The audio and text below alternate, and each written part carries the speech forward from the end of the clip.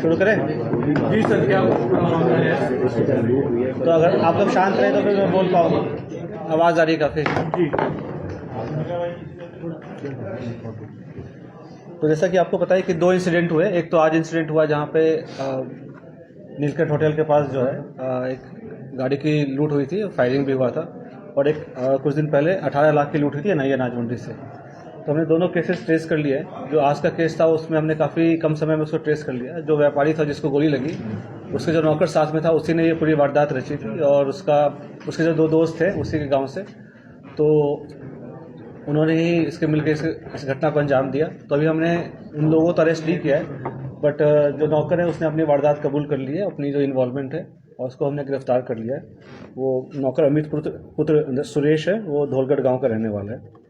और उस गाड़ी के साथ साथ 2.25 लाख के भी पैसे थे उसमें। वो कहीं ट्रांजैक्शन करने जा रहे थे, उसको पता था कि ये ऐसा कुछ इनके पास काफ़ी अमाउंट में पैसे हैं, इसलिए उसने ये अपने षड्यंत्र रचा अपने दोस्तों के साथ मिलके। और उसके साथ जैसा पूछताछ से चल रहा है कि कुछ और भी जो पिछले दिनों में कुछ जो स्नैचिंग की वारदातें हुई है शहर में, तो उसमें उसकी इन्वॉल्वमेंट होगी। और इसी क्रम में आपको बताना चाहूँगा कि कुछ दिन पहले जो 18 लाख की लूट हुई थी 22 दिसंबर को, तो उसमें भी हमने 2 आरोपी को गिरफ्तार किए हैं। उसमें बाकी सभी के नाम भी आ गए हैं। उसमें 4-5 लोग और हैं जो फरार चल रहे हैं। तो उसके पीछे भी जो है हमारी पुलिस जो है लगी हुई है। दोनों वारदात को खोलने में CI अमन जो है सब इंस्पेक्टर अनिल उनके दिशा निर्देश पे और काम कर रहे थे। और हमें कोशिश है कि जो उसमें भी जो है मैक्सिमम रिकवरी करा पाएंगे, क्योंकि जब बाकी एक्यूज वो पकड़े जाएंगे, जितनी जल्दी पकड़े जाएंगे उतनी ज़्यादा रिकवरी हो सकती है इसमें। सर, जो सुबह वाली वारदात है उसमें अभी फिलहाल नौकर को गिरफ्तार किया गया? हाँ बिल्कुल, नौकर को गिरफ्तार किया। और जो 2 अन्य साथी हैं वो इसी के दोस्त बताए जा रहे हैं? हाँ, इसी के दोस्त बताए जा रहे हैं। और उसको पता था कि उसके जो मालिक है उसके पास पैसे हैं और वो कोई ट्रांजेक्शन करने जा रहा है। लेकिन उसको ये कैसे पता था कि वो 2 लोग लिफ्ट मांगेंगे और मालिक ब्रेक मारेगा, इनको बिठाएगा? चलो वो तो उस समय ये सब चूंकि वो साथ में था ना, वो साथ में था, उससे पहले करके बुला लिया। और वो तो उसके इन्फ्लुएंस करने के पोजीशन में था उस समय। तो लोगों से अपील करेंगे कि ऐसे किसी को भी राहगीर कोई लिफ्ट वगैरह ना दे गाड़ी चालकों से। देखो ये ना बड़ा ट्रिकी सा सवाल है। हम चाहते हैं कि लोगों की मदद करें, ठीक है। लोगों में जो, मैं कैसे बोलूँ कि आप दूसरों की मदद ना करो, ठीक है। तो ये भी बोला कि लोगों की मदद ना करें, ये भी अपील मैं नहीं कर सकता हूँ। बट डेफिनेटली कि सावधानी ज़रूर बरतनी चाहिए। बट ऐसी वारदातें जो है आप देखोगे कि बहुत कम होती है। आप देखोगे ऐसा नहीं है कि डेली 5-5 वारदात होती है। पूरे साल में मुझे लगता नहीं कि ऐसी वारदातें 2-3 से ज़्यादा होती हैं। तो इतना भी भय का माहौल नहीं है कि लोग किसी की दूसरे की मदद ना करें। सर, ये दोनों एक ही थाना में जो है लेकिन उसमें क्या है कि जैसे आपको कुछ शक लगता है किसी को कि कुछ उनके साथ वारदात होने वाली है या सस्पेक्टेड पर्सन है, तो उसमें आप जो है डायल 112 पर तुरंत कॉल कर सकते हैं। तो हमारी जो जिले पुलिस में डायल 112 जो है लेस देन 8 मिनट्स में मौके पर पहुंच जाए। इसके इसी गांव से एक बड़ी बात सामने ये आ रही है सर, लोग जिस तरह से सिंगल मैन होता है गाड़ी लेके जाता है वो सवारियां उठा लेते हैं सर, ऐसा तो नहीं था इसके अंदर सर? कुछ सिंगल मैन नहीं समझा? जैसे कोई एक आदमी दिल्ली जा रहा है सर, तो रास्ते में सवारियां उठा लेते हैं सर, क्योंकि ये भी लिफ्ट नहीं दी थी, 200-300 रुपये। जैसा बताया कि ये तो ये इनके आपस की बात है ना। तो मैं किसी को नहीं बोल सकता नहीं कि आप किसी की मदद कर रहे हो या पैसे ले रहे हो, ठीक है। वो तो बेचारा इंजर्ड है, उसको गोली लगी है, वो तो एडमिटेड है। सर, एक जो दूसरा 18 लाख रुपए चावल कारोबारी से लूटे थे, उसमें 2 आरोपी जो गिरफ्तार किए हैं, उसमें कैसे मुखबरी हुई थी? उनको कैसे पता चला कि वो पैसे लेके एक दुकान से वापस जा रहे हैं? तो ये सब सारी चीज़ें अभी बता नहीं सकते, इन्वेस्टिगेशन का विषय है। और बाकी जो मेन अक्यूज है उसमें जो मेन मास्टर प्लानर है वो नहीं गिरफ्तार हुआ है अभी। तो हम उन तक कैसे पहुंचे या वो इन तक कैसे पहुंचे, ये अभी मैं इसको डिस्क्लोज नहीं कर रिकवरी भी हुई है सकता। सर कुछ अभी रिकवरी उससे रिमांड पे लेंगे। जैसे हमने जो कंप्लेनेंट है वो हम पे भी कई बार मिले, हमसे भी हमने पूरा आश्वासन जो है, हम पूरा आश्वासन दिया हमने कि उनकी पूरी रिकवरी कराएंगे। क्योंकि जो कंप्लेनेंट है उसका जो संतुष्टि तभी होती है जब उसके पैसे रिकवर होते हैं। सर ये लोग सारे जो पहले 18 लाख वाली वारदात में जो और लोग इन्वॉल्व है, उसमें जो मास्टर माइंड है जो, वो अभी वो पहले दिल्ली में कई सारे वारदातें कर रखा है और अभी तिहाड़ जेल से वो पैरोल पे ही आया हुआ था। तो इनके हिस्ट्री रही है। तो क्या कोई डील था इनका व्यापारियों के साथ जो मंडी में हुई? फिलहाल अभी तो जैसा मैंने बताया कि ज़्यादा कुछ निकल के नहीं आया है और सारी चीज़ें इसको ओपन में शेयर करने में समस्या भी है। सर, अभी आपने बताया कि जो चाइनीज ये पकड़े गए हैं, इन्होंने चाइनीज स्नैचिंग की भी कुछ वारदातें शहर के अंदर उनको नहीं, मैंने चेन स्नैचिंग नहीं बोला, मैंने बोला स्नैचिंग की वारदात है कुछ उस जैसे कुछ लूट। हाँ,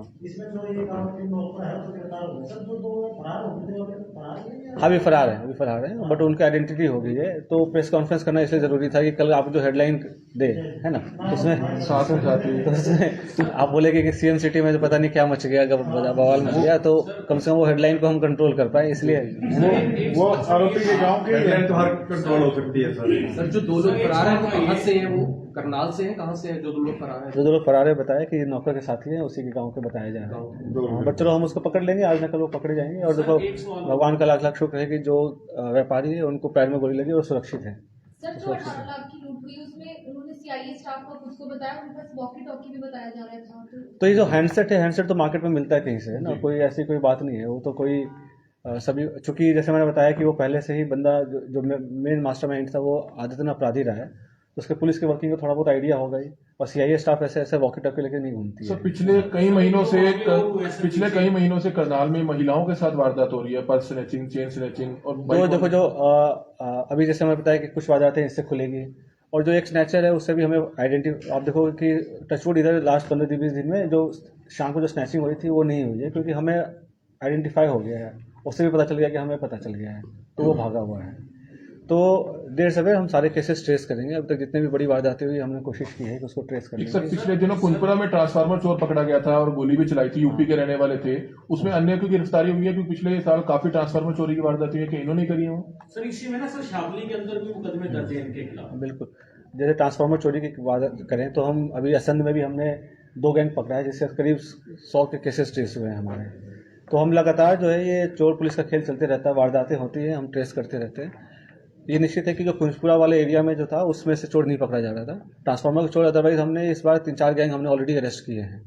तो इसमें हम लकी रहे कि चलो वो गांव वालों ने काफ़ी उसको मशक्कत करके उसको काबू किया। उसमें एक व्यक्ति को उसमें भी गोली लग गई थी, बट वो सुरक्षित है।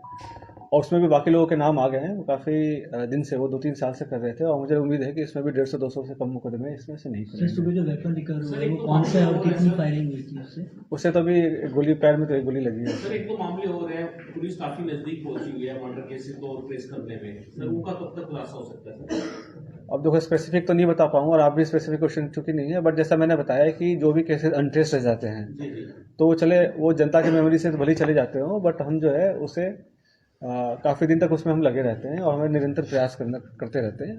खास करके जो स्नैचिंग, जैसे आपको याद होगा सीआईए असद ने केस ट्रेस किया था जहाँ पे घर में लूट हुई, डकैती जैसा हुआ था, तो उसमें भी हमें 1-1.5 महीना लगा था करने में। बट हमारी टीम जो है, बड़ी वारदातें होती है, जैसे कंप्लेंट वगैरह भी काफ़ी परेशान होकर आते हैं, तो हम उन्हें यही बताते हैं कि अगर बड़ी वारदात है तो आपसे ज़्यादा टेंशन हमें है इसको ट्रेस करने का, क्योंकि हमारी परफॉर्मेंस का आकलन होता है सब जगह, और हमें यहाँ पर न्याय देने के लिए हम बैठे।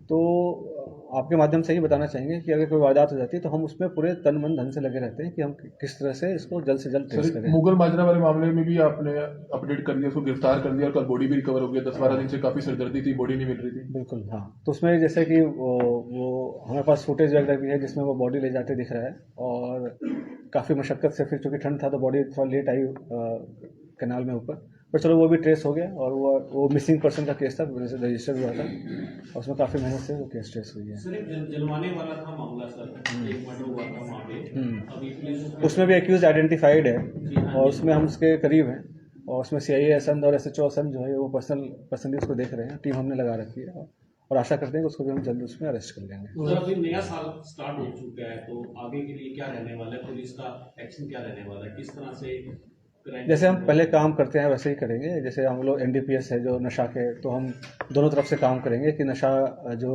करने वाले हैं उन पे भी हम कोशिश करेंगे कि उनको उपचार मिले, जो नशा बेचने वाले हैं उन पे भी हम उस पर काबू कर पाएँ। ग्राम प्रहरियों का सिस्टम चालू किया गया है, तो उसमें काफ़ी मेहनत कर रहे हैं, जिससे कि हमें ग्राउंड रिपोर्ट से इन्फॉर्मेशन मिले।